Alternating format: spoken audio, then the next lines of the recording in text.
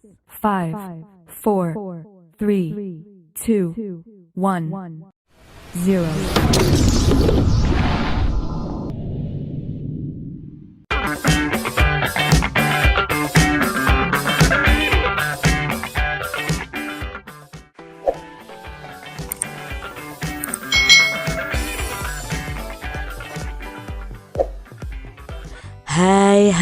Hai, selamat datang di channel YouTube Kak Citra.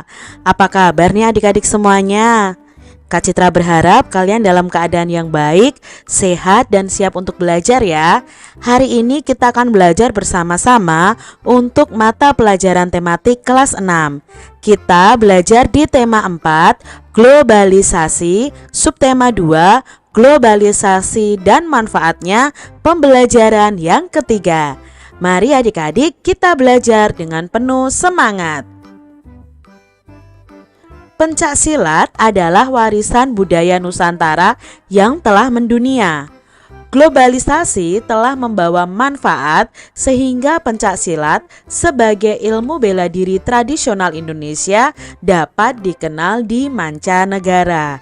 Nah adik-adik, pencak silat ini sudah dikenal sampai ke luar negeri. Pencak silat ini adalah ilmu bela diri tradisional dari Indonesia. Sebelumnya adik-adik telah belajar tentang langkah dasar dalam pencak silat, yaitu langkah kuda-kuda. Nah kali ini kita akan berlatih gerakan pukulan dalam pencak silat. Nah pukulan dalam pencak silat sendiri dibagi menjadi 4. Yang pertama adalah pukulan lurus. Nah pukulan lurus ini posisi tangan saat memukul itu lurus dan mengepal ke depan tepat di dada lawan. Nah seperti ini gerakannya ya, kaki kita kuda-kuda nih adik-adik. Lalu tangan kita memukul lurus dan mengepal ke depan tepatnya di dada lawan kita. Pukulan yang kedua adalah pukulan tegak. Nah posisi tangan memukul tegak lurus dan mengepal dengan sasaran tepat ke bahu bagian kanan lawan. Ini pukulan tegak. Yang ketiga adalah pukulan bandul. Nah pukulan bandul ini apa? Pukulan yang diambil dari bawah dengan sasarannya adalah ke arah ulu hati dari lawan. Ini pukulan bandul. Lalu pukulan yang keempat adalah pukulan melingkar. Nah pukulan ini berbentuk lingkaran dengan sasarannya ke arah pinggang lawan. Itu tadi 4 macam pukulan yang ada dalam pencak silat.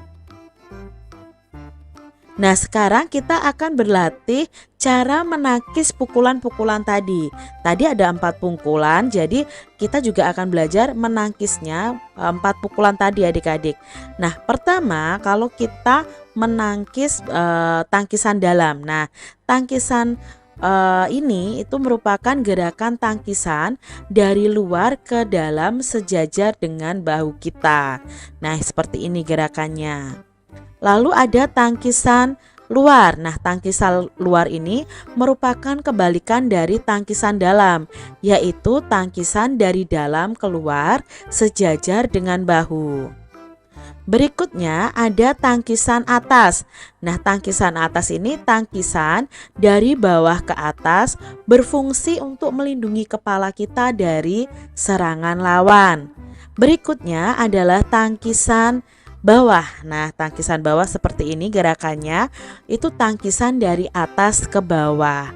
Nah adik-adik kalian bisa praktekkan tentang pukulan dan tangkisan pencak silat ini bersama dengan ayah atau ibu kalian. Kita telah mengetahui bahwa globalisasi dapat terjadi antara lain karena adanya energi listrik adik-adik.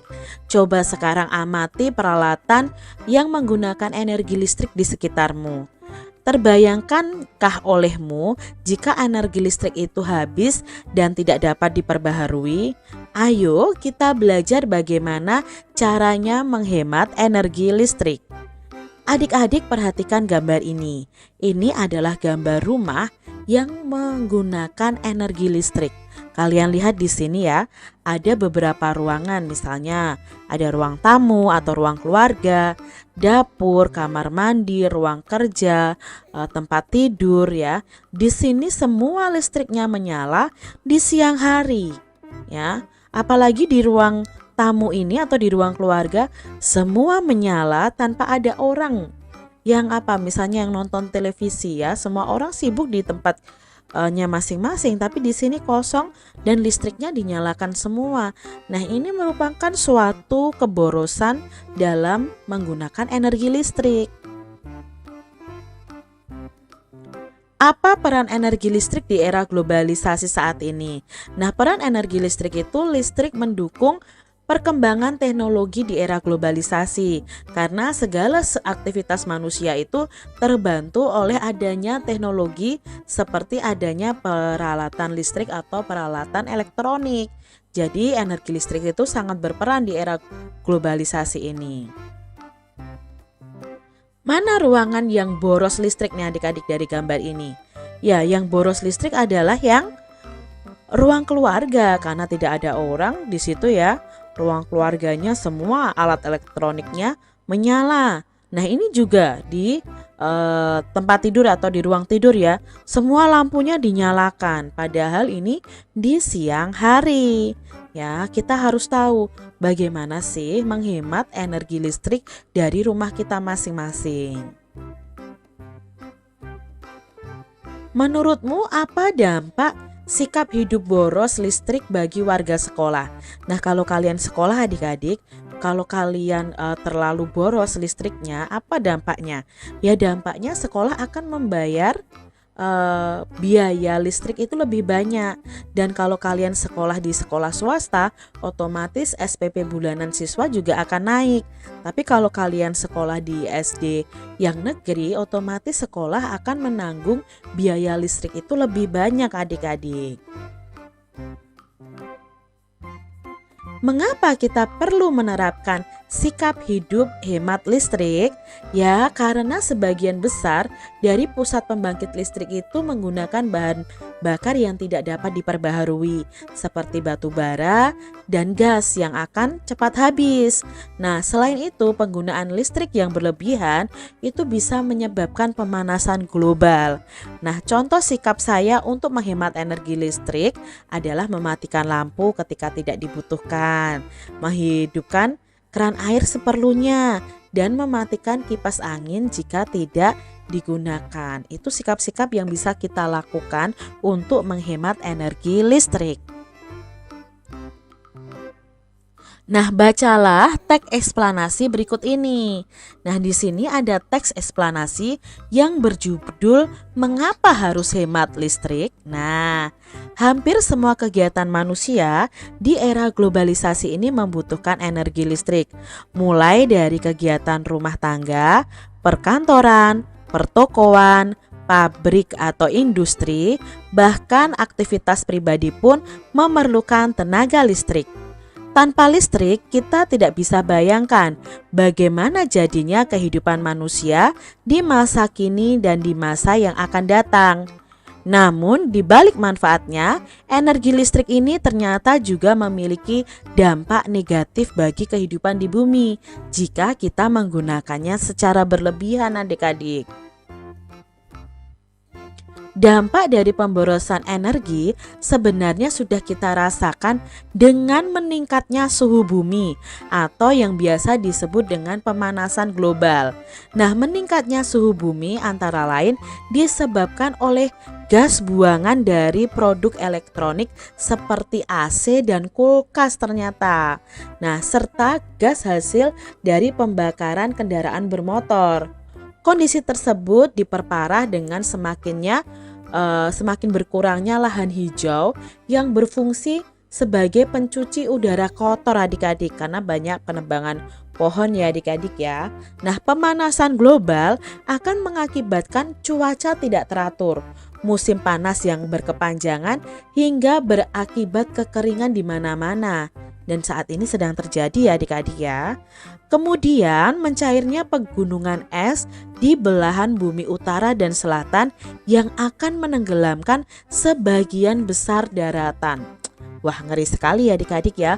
Kalau sampai es di belahan bumi utara dan selatan itu mencair, nah otomatis daratan akan tertutup dengan perairan. Jika hal ini terus terjadi, maka manusia akan terancam habitatnya akibat dari pemanasan global tersebut. Untuk menghindari pemanasan global, maka salah satu cara yang dapat dilakukan yaitu dengan melakukan sikap hidup hemat listrik.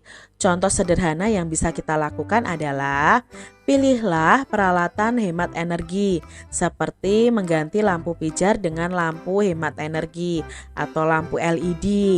Pahami lingkungan sekitar kita. Bila menjadi orang terakhir di ruangan, pastikan untuk mematikan semua peralatan listrik yang tidak terpakai, misalnya lampu, kipas angin, tape, TV, dan lain-lain sebagainya sebelum meninggalkan ruangan. Dengan melakukan hal tersebut, berarti kita itu sudah menyelamatkan bumi kita secara nyata. Kita bisa bayangkan berapa besar energi listrik yang kita hemat dengan melakukan gerakan hemat energi tersebut. Mari adik-adik, kita sudah tahu ya, ternyata di bumi kita terjadi pemanasan global dan itu sangat berbahaya bagi manusia. Nah, pemanasan global ini bisa menyebabkan kekeringan, bisa menyebabkan daratan tertutupi oleh perairan. Nah, itu mari kita cegah dengan cara pastinya menghemat energi, lalu tidak menebang pohon secara sembarangan ya. Supaya apa? Tidak terjadi pemanasan global. Tuliskan informasi penting tersebut dalam setiap paragraf pada diagram berikut ini. Nah, di sini ada diagram yang merupakan ciri-ciri dari teks eksplanasi, yaitu ada topik masalah, ada deret penjelas, dan ada simpulan atau pesan atau pendapat pribadi dari penulis. Nah, topik masalahnya apa di sini? Topik masalahnya, hampir semua kegiatan manusia di era globalisasi ini membutuhkan energi, ya, terutama energi listrik. Lalu paragraf kedua itu dijelaskan. Berarti paragraf kedua itu isinya deret penjelas. Nah, deret penjelasnya apa di sini? Pemborosan energi itu membuat suhu bumi semakin meningkat dan terjadi pemanasan global. Hal ini disebabkan dari gas buangan dari peralatan elektronik ya, lalu gas buangan hasil pembakaran dari kendaraan bermotor serta berkurangnya lahan hijau. Nah, di sini juga dijelaskan dalam paragraf 2 ini, pemanasan global itu membuat cuaca jadi tidak menentu. Musim panas jadi berkepanjangan ya, sehingga menyebabkan kekeringan. Lalu mencairnya pegunungan es di kutub bumi yang dapat mengancam keberadaan manusia. Nah, di paragraf yang ketiga, deret penjelasnya adalah salah satu cara menghindari pemanasan global yaitu dengan menghemat listrik. Contohnya memilih peralatan hemat listrik dan mematikan semua peralatan listrik sebelum meninggalkan ruangan kosong. Lalu simpulannya apa? Nah, dengan melakukan hal itu yaitu menghemat energi, kita telah menyelamatkan bumi. Sungguh besar energi yang kita hemat dengan melakukan hemat energi. Nah, itu tadi penjabaran atau penjelasan dari masing-masing paragraf ya, yang merupakan teks eksplanasi dari topik masalah, deret penjelas, dan simpulan pesan atau pendapat pribadi dari penulisnya. Ayo kita lakukan gerakan hemat energi di sekolah. Nah, kalian bisa membuat poster. Nah, poster yang berisi ajakan untuk melakukan sikap hidup hemat listrik. Nah, perhatikan kriteria yang harus terdapat dalam poster kalian. Nah, dalam poster kalian harus terdapat kalimat ajakan untuk selalu melakukan sikap hidup hemat listrik. Terdapat keterangan singkat tentang pentingnya hemat listrik. Terdapat contoh sikap hidup hemat listrik, menggunakan kosakata yang baku dan kalimat yang efektif. Posternya harus jelas, menarik, tulisan rapi dan bersih. Lalu kreasikan poster kamu dengan menarik. Kalian bisa kampanyekan poster kalian di setiap kelas. Kalian juga bisa pajang poster kalian di tempat-tempat strategis di sekeliling sekolah kalian. Nah, ini adalah contoh-contoh poster tentang menghemat energi listrik. Ya, kalian bisa cari contoh-contoh lain melalui internet ya adik-adik ya.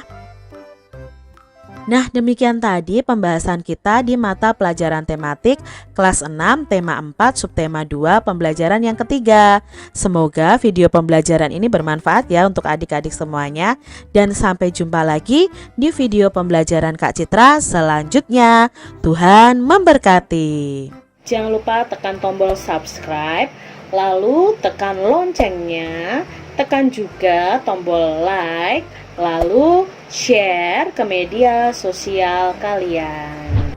Jangan lupa untuk ikuti media sosial Kak Citra. Terima kasih.